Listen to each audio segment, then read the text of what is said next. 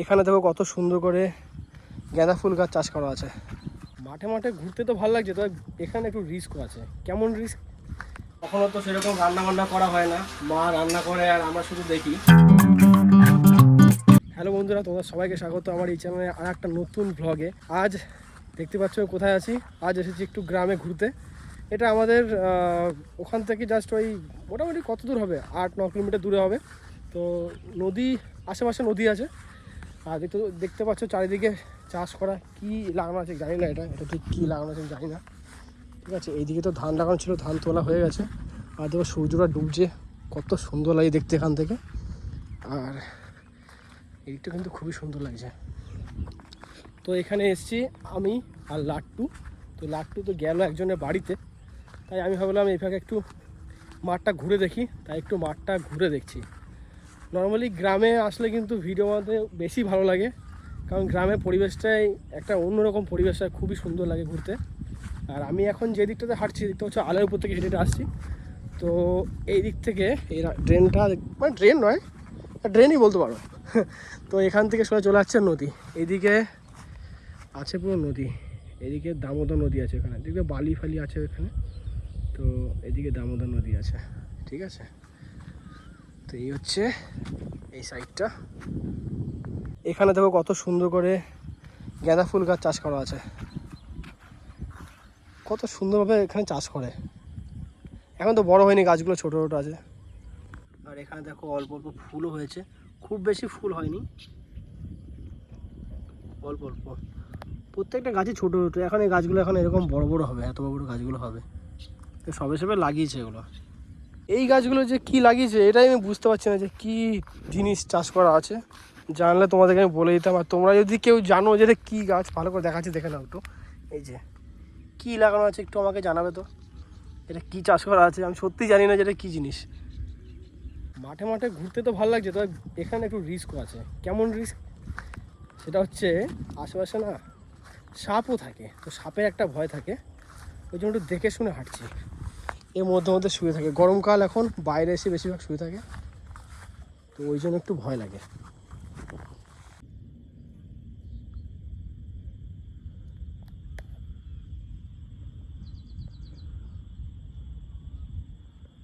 গ্রামের মধ্যে এলে না একটা ফ্রেশ এয়ার পাওয়া যায়, ফ্রেশ, একবারে কোনো পলিউশন নেই, কিছু নেই, ফ্রেশ পুরো পিওর অক্সিজেন গ্রামের মধ্যে পাওয়া যায়। কারণ চারিদিকে এত চাষবাস, এত সবুজ, ঠিক আছে, এই জিনিসটা তো সবথেকে বেশি ভালো লাগে। আর এই দিকটা আর বেশি যাবো না, ঠিক আছে, এইদিকে আর যাওয়ার রাস্তা নেই, এই পর্যন্তই রাস্তা। এই যে ওই দিকে দেখতে পাচ্ছ ডাম্পার যাচ্ছে ওইখান থেকে, ওটা নদীর পাড়। আমি দেখাচ্ছি তোমাদের, ঠিক করে দেখো।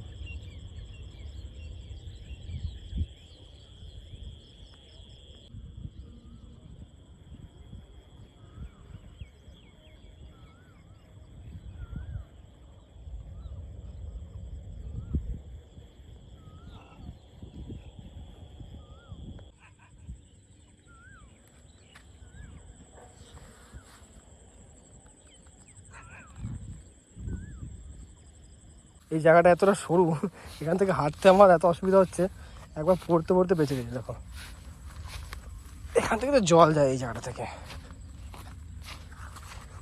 আমাদের বাড়ির পাশেও তো আগে ধান মাঠ ছিল, ওখানে ওই সিজনে সিজনে ধান চাষ হতো। তো এখন তো ওখানে চাষ হয় না, ওখানে এখন ফ্যাক্টরি হয়ে গেছে। না হলে আমাদের ওইদিকে পরিবেশটা খুব সুন্দর ছিল। যবে থেকে ফ্যাক্টরি বসেছে তবে থেকে পুরো বাজে, পলিউশন আর পলিউশন, একদম ভালো লাগে না। কিন্তু ওখানে অন্য কিছু চাষ হতো না, ওখানে সবসময় ধান চাষটা বেশি হতো নর্মালি। এখানে যেমন 12 মাস চাষ হয়, 12 মাস, কখনো ফুল, কখনো বাদাম, কখনো আলু, কখনো টমেটো, যেই সিজনে যেই সবজি চলে সে সমস্ত জিনিসগুলোই এখানে চাষ করা হয় 12 মাস। কিন্তু আমাদের এখানে 12 মাস হতো না, সিজনে একবার ধান চাষ হয়ে যেত, ব্যাস শেষ।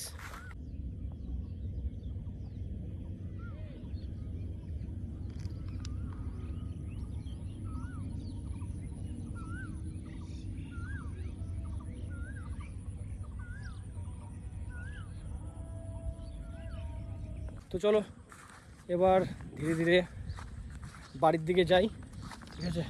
অনেক ঘুরে নিয়েছি, একা একা এলাম। লাট্টুকে তো বললাম আসার জন্য, এলো না। ওই দেখো লাট্টু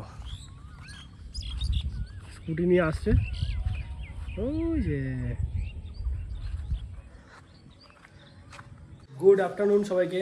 কালকে তো গিয়েছিলাম গ্রামে ঘুরতে, অনেক দিন পর একটু গ্রামে ঘুরতে গেছিলাম। আমি আর লাট্টু গেছিলাম, দিয়ে ঘুরে আস্তে আস্তে আমাদের অনেক রাত হয়ে গেছিলো। এসে আমি নিজে কিছু কাজে ব্যস্ত হয়ে পড়েছিলাম, ওই জন্য ভিডিও কালকে আর শ্যুট করিনি। আফটারনুনটা কেন বলছি, সকাল দিক থেকে ভাবলাম ভিডিও শ্যুট করবো, সকাল দিক থেকে হয়নি। সকাল দিক থেকে অনেক কাজ ছিল, কাজগুলো তোমাদের সাথে বলি যে কী কী কাজ ছিল। সকাল দিক থেকে উঠে গেলাম একটু বাজারে কিছু কেনাকাটি করার জন্য। এই করতে করতে হয়ে গেল দুপুর। এখন বাজে দুপুর 1টা, এখনও আমাদের রান্নাবান্না কমপ্লিট হয়নি। তার কারণ আজকে চিকেন কিনে নিয়ে এসেছি, ভাবলাম আজকে আমি চিকেনটা রান্না করি। মায়ের তো গরমে অবস্থা খারাপ, ঠিক আছে, ওই জন্য মাকে বললাম মা তুমি রেস্ট করো, রান্নাবান্নাটা আজকে আমি করি। ভাতটা তো বাইরে নর্মালি কাঠে করে নিয়েছি, চিকেনটা শুধু এখন রান্না হবে। আর আজকে কেন কয়েকদিন ধরে এত গরম পড়েছে, গরমে একদম টেকা যাচ্ছে না। আমার মুখ দেখে বুঝতে পারছো যে ননস্টপ ঘেমে যাচ্ছি আমি। তার মধ্যে চুলগুলো এত বড় হয়ে গেছে, চুলগুলো কাটতে যাওয়া হচ্ছে না। এই গরমের জন্য চুলগুলো কাটতে যেতে পারছি না, একটু সময় পাচ্ছি না চুল কাটতে যাওয়ার জন্য। তো চুলটা ভাবছি কাটবো, কয়েকদিন পর কাটবো, নাহলে গরমে থাকা যাচ্ছে না। একদমই চুল দাড়ি প্রচুর পরিমাণে বড় হয়ে গেছে, দেখতে পাচ্ছি কেমন দেখাচ্ছে মুখটা। আর দেখো কেমন ঘেমে যাচ্ছি। তার মধ্যে ফ্যানটাকে বন্ধ করে দিলাম, আর বাইরে একটু হাওয়া চলছে। আজকে তো বাইরে তাও বাইরে একটু হাওয়া চলছে, ঠিক আছে। এই জানলার ধারে দাঁড়িয়ে আছি বলে একটু হাওয়া লাগছে। আর রান্নার সমস্ত কিছু আয়োজন করা হয়ে গেছে, তো চলো তোমাকে দেখাচ্ছি গিয়ে। তো রান্নার সমস্ত কিছু আয়োজন এখানে করা হয়ে গেছে। আলু কেটে নিয়েছি, এখন মতো মশলা সেরকম কিছু করা হয়নি। আর মাংসটা ধুয়ে এনে এখানে রেখে দিয়েছি, ঠিক আছে।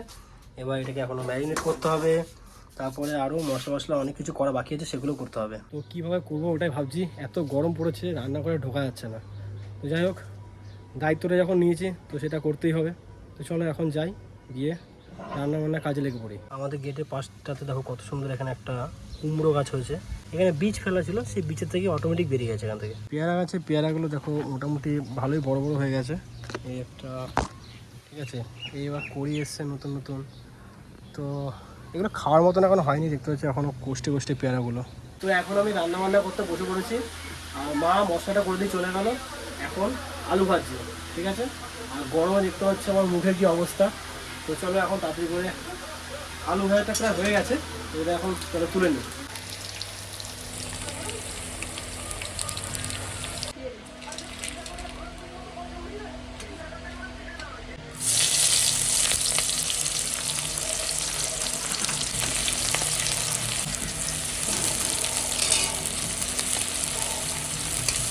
পেঁয়াজটা দেখতে পাচ্ছ আমাদের প্রায় ভাজা হয়ে গেছে। এরপরে দিয়ে দেবো মশলাগুলো। কখনো তো সেরকম রান্না করা হয় না, মা রান্না করে আর আমরা শুধু দেখি। এখন রান্নার কাছে এসে মানে বুঝতে পারছি যে রান্নাতে কতটা কষ্ট এই গরমের মধ্যে। তো এবার দিয়ে দিলাম মশলাগুলো, মশলাটাকে এখন ভালো করে কষাতে হবে। এখন কিছুক্ষণ ধরে এখন মশলাটাকে কষাবো। মশলাটা যখন কষানো হয়ে যাবে তারপরে দিয়ে দেবো চিকেনটা, তারপরে আলু, তারপরে শেষ। আমি বুঝতে পারছি না যে রান্না করবো নাকি মুখের ঘাম মুছবো, এত গরম লাগছে এখানে বলার মতো না।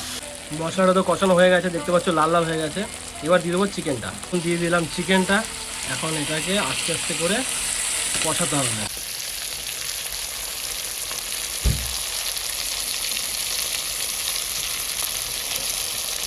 মাংস কষানো হয়ে গেছে, তারপর দিয়ে দিলাম জল। এখন এটা মোটামুটি 6-7 মিনিট ধরে এখন এইভাবে ফুটবে, কারণ ঝোলটাকে টানাতে হবে। এবার এটাকে একটু ঢেকে রেখে দেবো, ঢাকা থাক। প্রত্যেকবারের মতনই যখনই মাংস রান্না করি একটাই নিয়ম, কষা মাংস খাওয়া। এই যে সব থেকে বেশি ভালো লাগে কষা মাংস খেতে। মাংস রান্না তো হয়ে গেছে, এবার আমি যাবো স্নান করতে। তো চলো এখন যাই, গিয়ে স্নান করে আসি, এসে তারপর তোমাদের সাথে কথা হচ্ছে। দুপুরে খাওয়া দাওয়া করতে বসে পড়েছি মাংস ভাত নিয়ে, আর শুধু প্লেন মাংস আর ভাত, আর কিছু নাই। আমাদের ঘরে মাংস ভাত রান্না করলে আর কেউ কিছু খায় না, তাই জন্য শুধু রান্না হয়েছে মাংস আর ভাত। তো চলো এখন তাড়াতাড়ি করে খেয়ে নিই। খাওয়া দাওয়া করে আমি গেছিলাম একটু বাজারে একটু কাজ ছিল, কাজ করে এখনই এলাম। আর এত গরম পড়েছে, বাজারে যেতে যেতে অবস্থা খারাপ হয়ে গেছে। এবার একটু রেস্ট করব। আর চলো আজকের ভিডিওটা এখানে শেষ করছি। ভিডিও তোমাদের কেমন লেগেছে অবশ্যই কিন্তু কমেন্ট করে জানাবে। আর যদি তোমাদের ভিডিওটা ভালো লেগে থাকে ভিডিওটাকে লাইক করবে, চ্যানেলে যারা নতুন আছে অবশ্যই চ্যানেলটাকে সাবস্ক্রাইব করে নিও। তো চলো তোমার সাথে দেখা হচ্ছে নেক্সট ভিডিওতে। তোমরা সুস্থ থেকো, ভালো থেকো, আর এখনকার মতন বাই।